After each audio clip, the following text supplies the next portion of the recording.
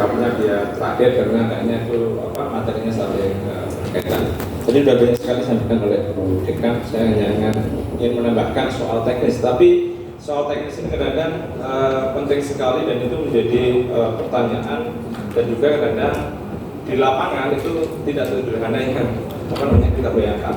Terutama pasti yang ditanyakan itu adalah terkait dengan konversi. Nah, sehingga saya ingin menjelaskan bagaimana sih sebenarnya konversi. Gitu. Yang materi saya. Ya.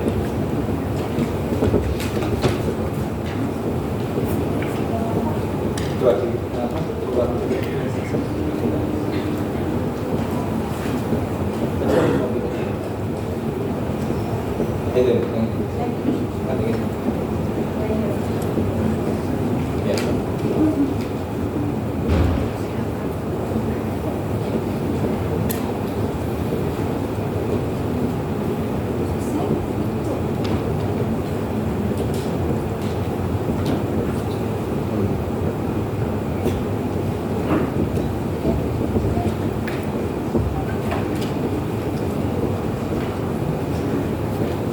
Oke Bapak Ibu, ini adalah slide saya kasih topik adalah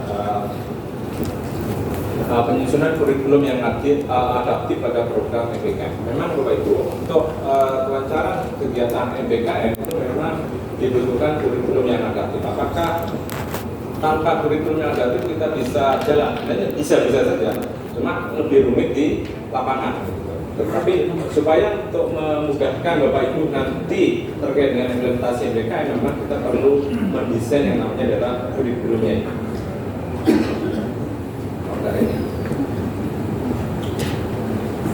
Mas ini tak tahu kan? Ada ini.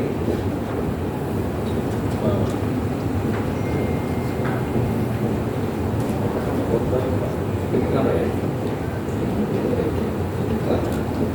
Harusnya slide-nya kok tidak benar. PowerPoint apa tidak? PowerPoint.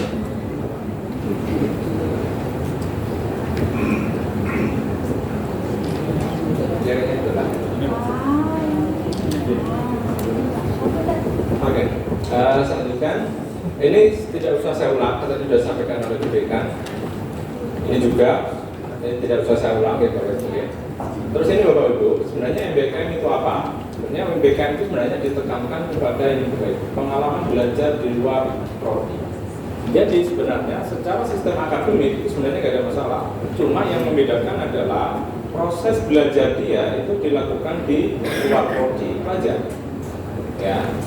Apakah dalam siakat dia harus nyantol? Ya siakat. Di per semester dia harus terdaftar dia sebagai mahasiswa. Di tiap semester dia harus mendaftar sekian banyak mata kuliah. Akan tetapi pembelajarannya dia akan ditempuh di mana? Di luar prodi.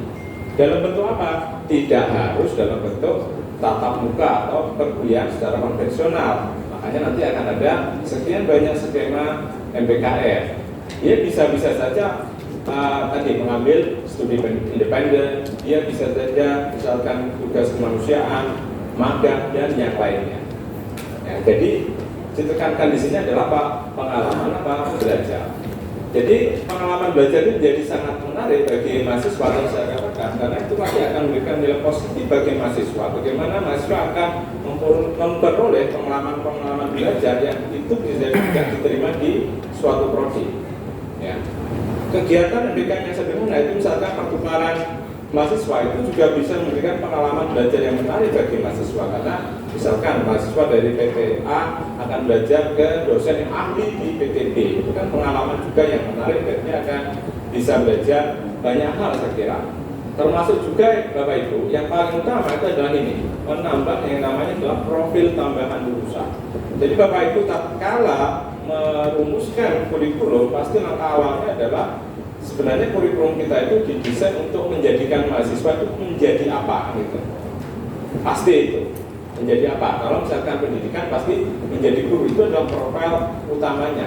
Akan tetapi dalam kenyataannya tadi disinggung oleh Bu Dekannya juga bahwa ternyata mungkin kalau Bapak Ibu tracing di alumni, maka akan banyak sekali alumni-alumni kita itu tidak bekerja di sesuai dengan bidangnya.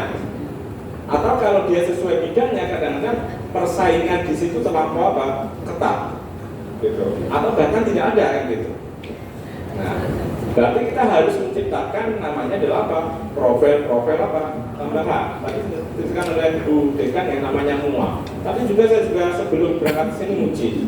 Si anaknya itu 14 semester tuh, 13 semester mau PO.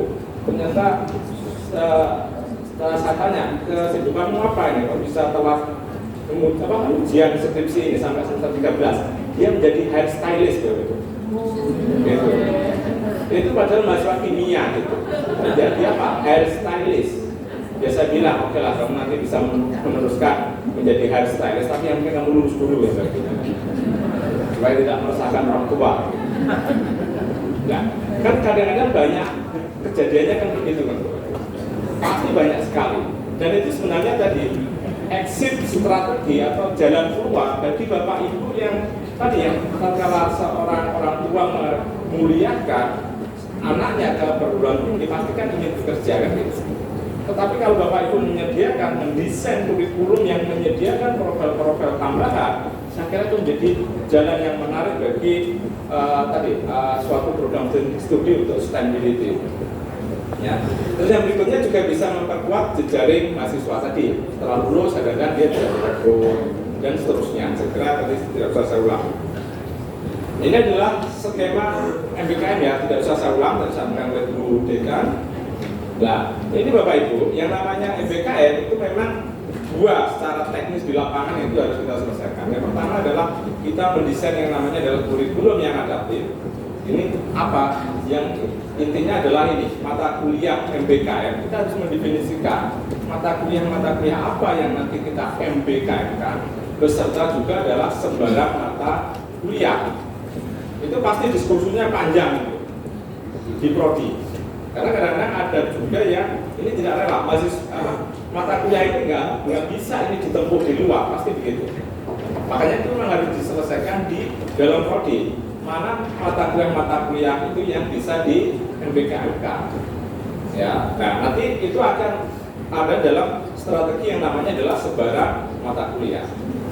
Dalam sistem pendidikan nasional sebenarnya kita sudah menyediakan ruang yang sangat fleksibel Bapak Ibu untuk kita bisa membuat kurikulum itu yang adaptif. Yaitu apa? Yang namanya mata kuliah inti prodi itu sebenarnya adalah 70-80%. Ya, jadi kalau Bapak Ibu itu mata kuliah misalkan prodi syariah, sebenarnya mata kuliah prodi kesariaan itu harus ada, wajib itu hanya sekitar 70 sampai berapa 80%. Berarti apa? Ada 20% suatu mata kuliah itu yang bisa kita katakan, bisa kita modifikasi, kita kembangkan sesuai dengan kebutuhan dari suatu prodi tadi. Ya, jadi nanti adalah di sini di 70 sampai dengan berapa? 80%. Makanya kami di Wirmalang, meskipun ini baru rencana, mungkin baru semester depan, saya juga termasuk salah satu tim pengembangnya. Kita mau meluncurkan yang namanya adalah kurikulum pilihan tingkat universitas. Jadi pilihannya apa? Itu bisa diambil oleh seluruh mahasiswa lintas fakultas apapun. Misalkan yang kemarin kita usulkan, misalkan adalah e-commerce, literasi digital, literasi keuangan, leadership, terus apa itu namanya dasar-dasar pemrograman. Apakah dasar-dasar pemrograman itu penting Bapak Ibu? Meskipun itu prodi syariah, kadang-kadang butuh juga yang namanya adalah apa? Dasar-dasar pemrograman. Karena kan sekarang Bapak Ibu kan sudah mengenal AI kan? AI itu kan seperti ChatGPT itu, Jadi Bapak Ibu kalau cari hadis itu mungkin atau ChatGPT disuruh membuat apa namanya? Materi khutbah itu bisa itu. Ya. Banyak Bapak Ibu ChatGPT please make resume khutbah sabar gitu. Pasti dia akan materi sabar itu. Jadi banyak sekali dalam semata itu yang sekarang itu adalah berkembang. Ya. Sebentar, ini kayaknya baterainya habis.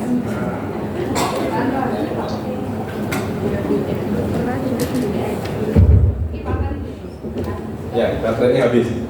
Jadi termasuk mata kuliah kekinian Bapak Ibu, kalau di AI. Ya, ini mau kita kenalkan ke seluruh mahasiswa. Karena kan tadi Bapak Ibu bikin materi khotbah minta bantuan ChatGPT itu bisa Bapak Ibu.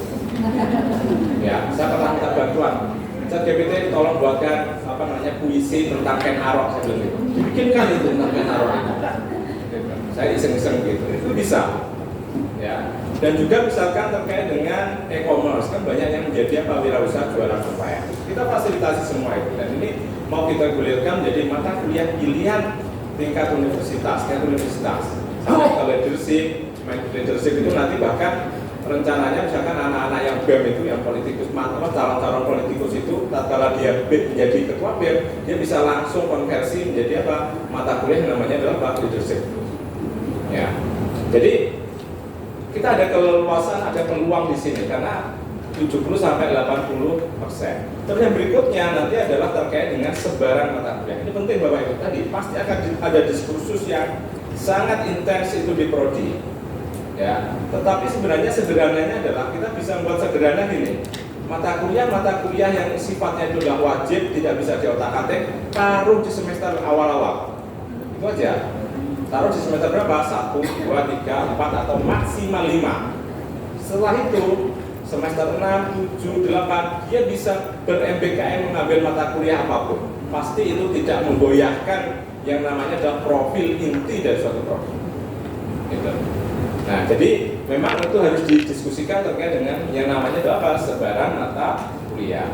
Terus pasti yang nanti akan di lapangan juga menjadi pertanyaan itu adalah konversi terkait dengan mata kuliah. Nah, itu memang harus didiskusikan. Akan tetapi Bapak Ibu, konversi itu sebenarnya bisa kita bikin sederhana. Cuma kadang-kadang konsep terkait dengan MBKM itu kurang utuh, itu menjadi rumit. Itu aja sebenarnya. Nanti saya jelaskan ya bagaimana terkait dengan konversi. Tetapi sekali lagi, yang namanya konversi tidak lepas dari sistem akademik. Jadi yang namanya mahasiswa itu harus terdaftar, dia harus memprogram suatu mata kuliah, termasuk dosennya juga ada. Jadi sehingga tidak ada kekhawatiran dosen itu kehilangan suatu mata kuliah, tidak. Tetapi fungsinya menjadi berubah. Awalnya dosen misalnya kayak saya ngajar begini, tetapi begitu kena MBKM maka dia akan mereview portofolio si mahasiswa tadi, mereview pengalaman dia di luar. Gitu. Dia akan mereview itu semua. Nah, sehingga dari mereview itu nanti cocoknya dia dapat nilai apa, sehingga tidak ada yang namanya dosen itu kehilangan suatu mata kuliah. Karena pada intinya mahasiswa itu harus tetap terdaftar di sistem akademik, dia harus punya mata kuliah, dan dia juga harus nyambung di PDD. Jadi tidak blong-blongan itu tidak boleh. Oke, saya lanjutkan. Bapak Ibu, sebenarnya ini karena ini saya prop saja dari buku petunjuk juknis dari MBKM yang dikeluarkan Kemenak.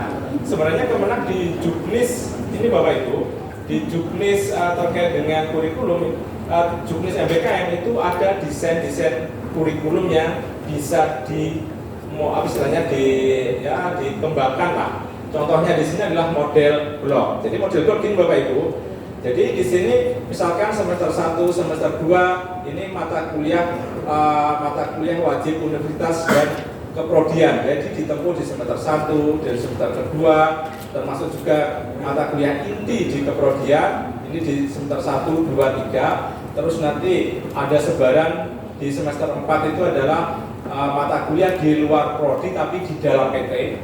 Di luar prodi tapi di dalam PT ya, itu ditaruh di semester 4. Terus dia baru semester 5 sampai 6 itu dia di luar. Semester 7 sampai 8 dia balik lagi. Ini terkait dengan sebaran ya. Sebaran ini yang ada dalam juknis Kemenak. Tapi saya kira kita bisa mengembangkan sesuai dengan kebutuhan kita. Model yang lain itu adalah semacam ini. Jadi dia nanti akan mulai MBKM tadi. Dia di semester 5, 6 sama 7. Jadi mulai di MBKM gitu. Ya, jadi dia di MBKM di semester 5, 6, 7, sementara mata kuliah keprodian dan universitas dia akan ditempuh di 4 semester. Nah, ini yang seringkali tadi saya katakan, ini strategi yang mungkin paling enak adalah ini. strateginya. Tetapi mulainya adalah mulai semester ini 678 mulainya. Kenapa? Nanti mata kuliah inti-inti itu ditempuh sampai 5 semester. Sehingga nanti mahasiswa bisa magang dan yang lainnya itu mulai semester 6, 7, dan 8. Sehingga itu nanti akan memudahkan dari si mahasiswa. Dan tadi mungkin ada Bapak Ibu dosen yang khawatir bahwa kompetensi intinya itu goyah, itu sebenarnya bisa menjadi solusi bahwa kompetensi inti tetap kita kawal. Karena kan ada kan, kalau tidak bisa ini harus disampaikan di ruang kelas gitu, pasti ada itu. Yang berikutnya ini juga sama ya. Jadi ini hampir sama dengan yang tadi. Jadi dia semester 1, semester 2, 3, 4 sampai 5 itu di prodi. Nah ini yang tadi saya katakan, ini yang mungkin yang paling enak. Jadi 1, 2, 3, 4, 5 itu adalah belajar di dalam prodi. Mulai semester 6, 7 dan seterusnya dia bisa magang di luar. Ya. Jadi makanya tadi saya katakan terkait dengan desain kurikulum itu memang penting. Pertama adalah menentukan suatu mata kuliah yang bisa MBKM, terus yang berikutnya adalah sebarannya itu ada di mana. Makanya kalau kami menyusun mata kuliah itu sudah ada tandanya Bapak Ibu. Jadi di samping tanda dia keluar semester berapa, semester berapa, itu nanti akan ada tanda bahwa ini adalah bisa di MBKMK. Itu pasti akan ada kami susun begitu. Nah ini adalah terkait dengan desain kurikulumnya. Terus ini Bapak Ibu, ini yang pengalaman kami ya, mungkin kurang besar tapi nanti saya titipkan filenya ke panitia, mungkin nanti bisa diminta. Jadi ini Bapak Ibu, ini adalah konversi nilai pada kegiatan magang yang pernah, ini pengalaman ya, bukan konsep ya, ini pengalaman kami. Ya, kami melakukan yang namanya adalah magang dan konsep ini nanti bisa digunakan untuk kegiatan model yang lain, misalkan studi independen, KKN tematik, dan yang lainnya. Jadi alurnya bagaimana Bapak Ibu? Ini adalah alurnya. Jadi mahasiswa kalau dia nanti akan magang, maka tetap yang namanya mahasiswa itu tidak boleh lepas dari prodi. Jadi mahasiswa itu harus berkonsultasi dengan dosen pembimbing akademik terkait dengan rencana mata kuliah di luar prodi. Jadi dia harus mulai berdiskusi. Misalkan saya mau mengambil pengalaman di luar kampus melalui skema MBKM, boleh-boleh saja ya. Terus yang berikutnya nanti akan mahasiswa akan dosen pembimbing akademik dan prodi nanti akan memverifikasi. Jadi dia nanti akan memverifikasi, jadi diskusi. Jadi dari proposal mahasiswa, misalkan saya mau belajar di luar kampus, misalkan studi independen. Oke, studi independen itu apa gitu? Kan bisa ketahuan kan, saya ingin membuat misalkan yang paling sederhana mikrohidro, ataupun misalkan saya ingin membuat misalkan terkait dengan solar cell gitu, boleh-boleh saja. Nah nanti dari proposal itu nanti prodi nanti akan memverifikasi ya, jadi nanti akan memverifikasi, jadi memverifikasi itu semua. Terus yang berikutnya dari verifikasi itu maka nanti prodi bisa menentukan, oh ternyata dari kegiatanmu ini cocoknya adalah di mata kuliah A, B, C, D, E. Akhirnya setelah itu mahasiswa pada semester itu harus memprogram mata kuliah apa? A, B, C, D, E. Jadi gitu alurnya Bapak Ibu. Jadi dia tetap harus mengambil mata kuliah apa? A, B, C, D, E.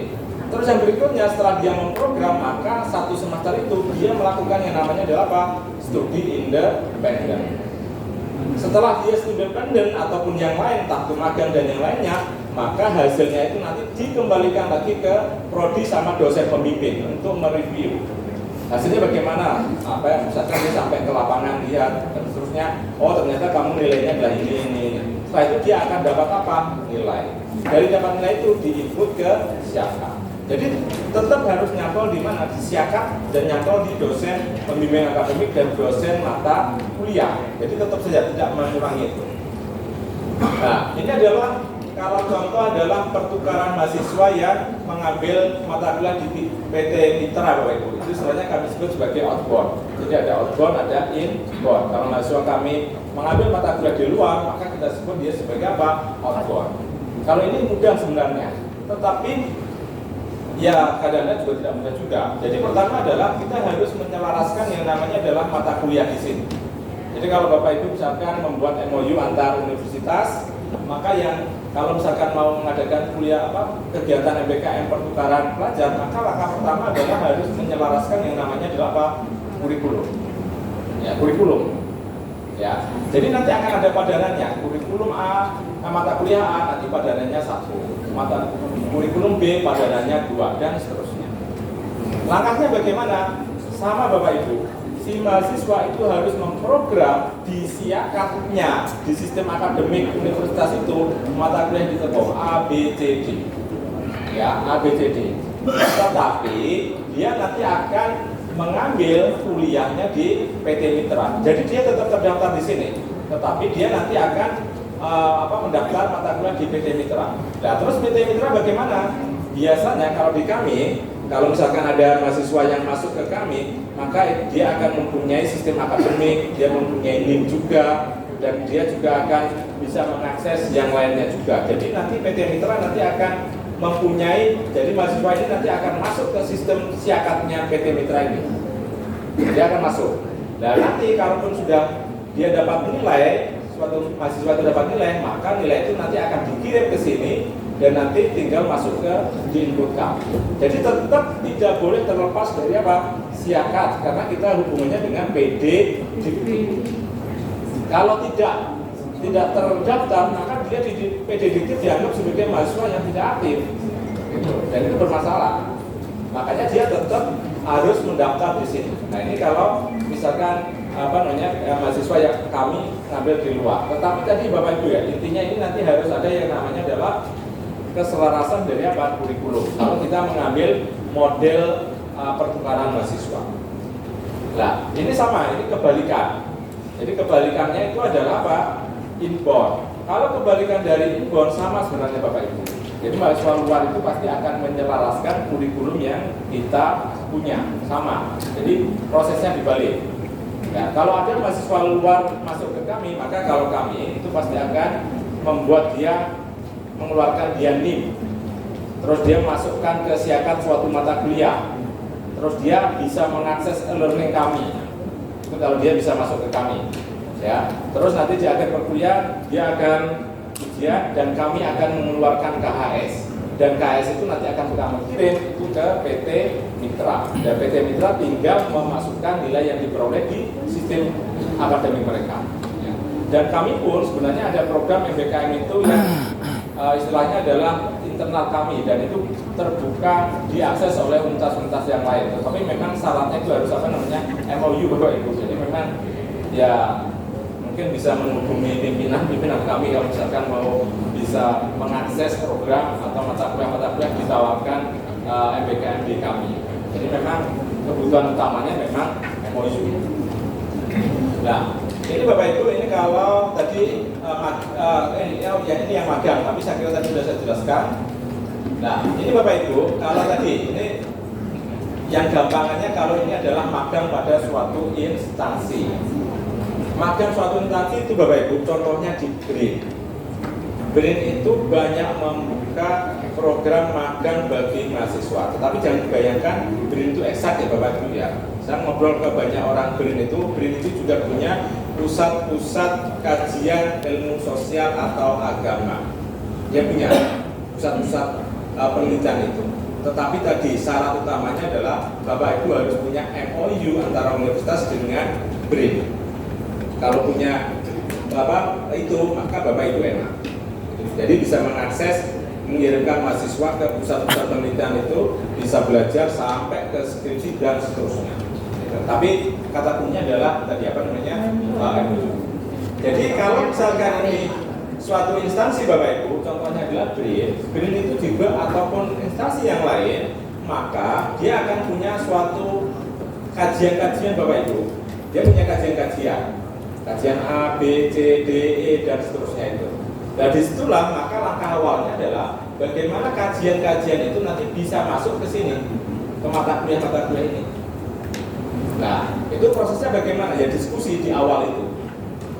Jadi di awal itu diskusi. Apakah harus selalu sama namanya? Tidak.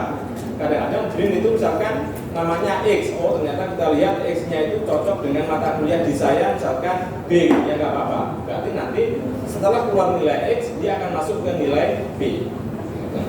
Jadi langkah awalnya adalah berdiskusi di sini.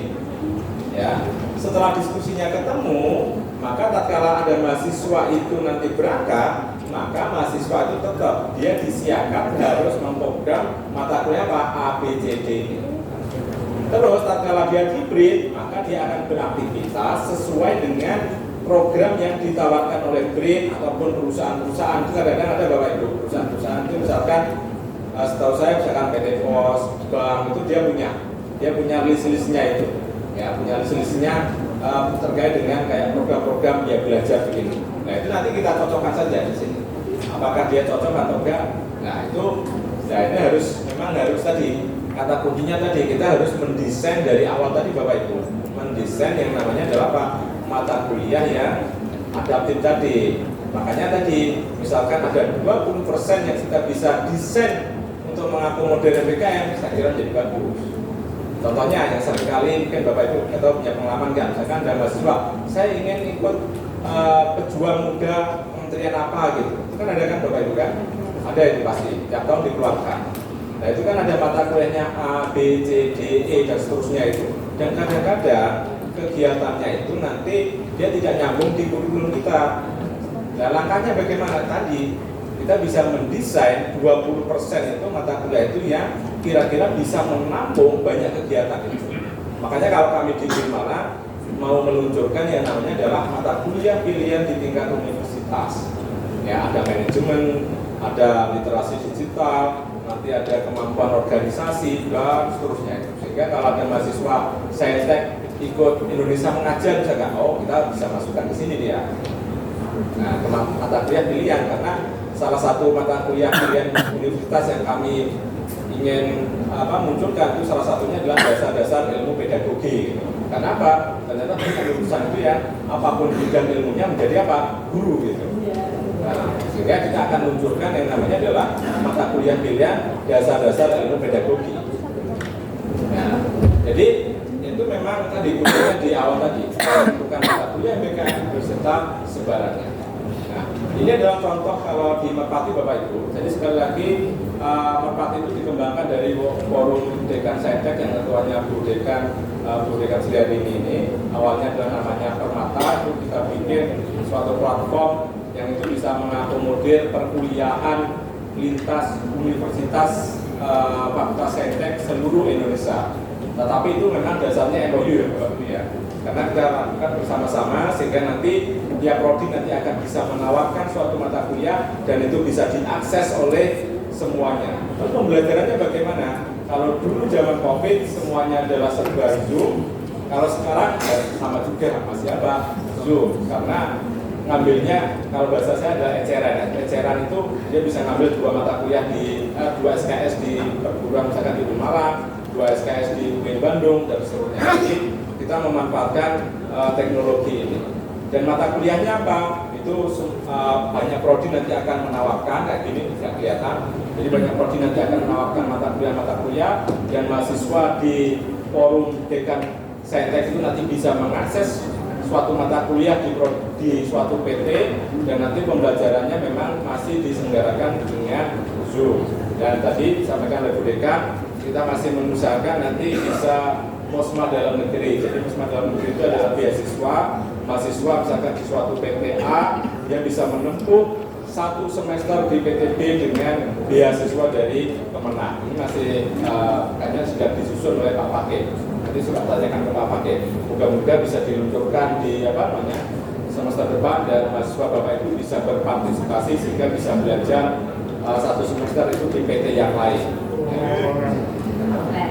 Ya, tapi itu tidak online ya, offline. Jadi langsung dia ke kampus, suatu kampus 20 semester, 20 SKS 1 semester.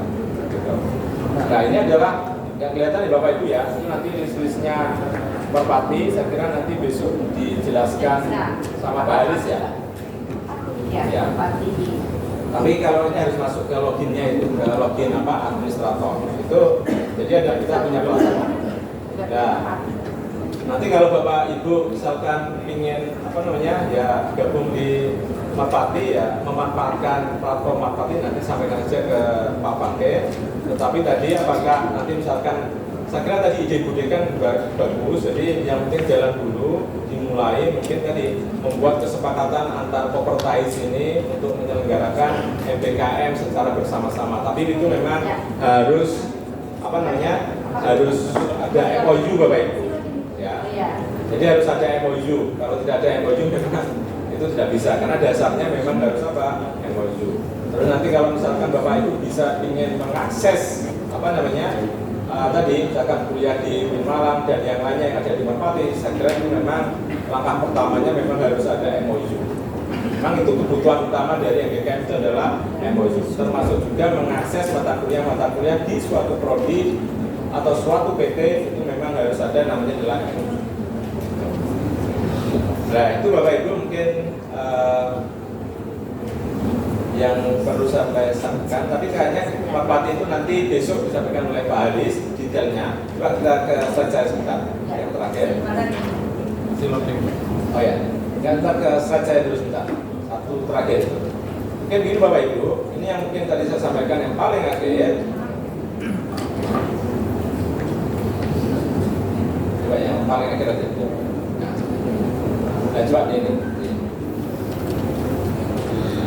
Ini Bapak Ibu, yang paling utama, ini mungkin yang perlu diselesaikan ya Bapak Ibu ya. Tadi ini Bapak Ibu ya. Jadi kalau Bapak Ibu ingin tadi mengimplementasikan MBKM, pertama adalah ini, desain kurikulum.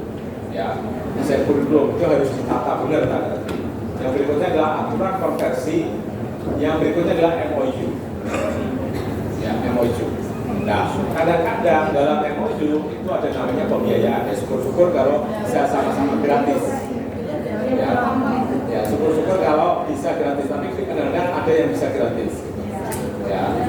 Nah, tetapi tadi kalau misalkan semuanya bisa bergotong royong, saya kira pembiayanya tidak. Kayak kami di Saintek itu kan sifatnya atau di PTKIN ya disampaikan oleh Dekan sifatnya adalah resiprokal, jadi semuanya gratis gitu, antar PTKIN. Tetapi tadi kalau misalkan mau gabung ya itu memang harus di level kebijakan yang mungkin usulkan ke Kementerian Agama. Nanti kan ada Pak Pati, saya kira itu baik untuk mengusulkan hal semacam itu. Tetapi kalau Bapak Ibu terkait dengan implementasi MBKM, maka 4 ini menjadi penting.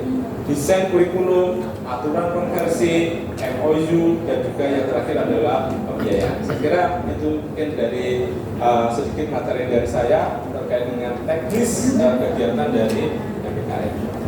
Oke Bapak Ibu, itu adalah dari saya, dan silahkan mungkin Bapak Ibu mungkin ada yang ditanyakan. Oke, silahkan.